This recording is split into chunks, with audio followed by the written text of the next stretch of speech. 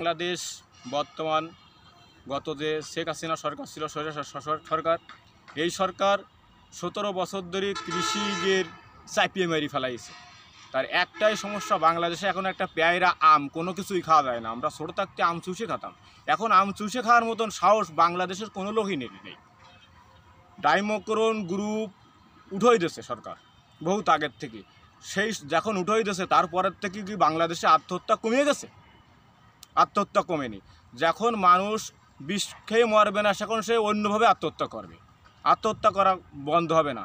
বাংলাদেশ ভারতের সেই কৃষি দিক থেকে উন্নত না। ভারতে একটা বিষ 1 মাস চলে, বাংলাদেশে মাত্র 1 সপ্তাহ।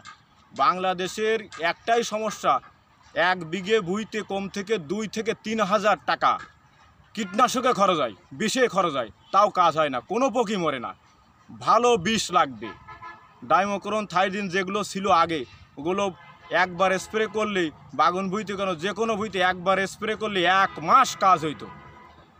বাংলাদেশে এগুলোই উঠোই দিয়ে বাংলাদেশের জনগণ এখন খুব বিপদে আছে। বাংলাদেশে এখন পর্যন্ত জামরুল বাজারে পাওয়াই যায় না, কারণ জামরুল বতি হওয়ার আগেই পড়ে যায়। আমার নিজের জামরুল গাছ আছে, এ কোনো কাজ না। আমে পোকা, পেয়ারায় পোকা, তারপর কুলি পোকা, এই পোকার একটাই কারণ বিষে কোনো কাজ করতেছ না। আচ্ছা, এবার কৃষি অফিস থেকে আপনারা যে ধান লাগাইছেন, এই ধানে আপনারা কোনো পরামর্শ বা কোনো সহযোগিতা, যেমন সার বা কীটনাশক, কোনো সহযোগিতা পাইছেন কিনা? সার অল্প কিছু পাইছি, এবার পাইনি, আগে পাইছিলাম, কিন্তু ওই 8-9 কেজি করে ড্যাব দেয় আর পটাশ দেয়, তাছাড়া কোনো কিছু পাই নাই। আর মূলত পরামর্শ পাই, আমাদের আনিস ভাই আছে, প্রায় সময় পরামর্শ দেয়।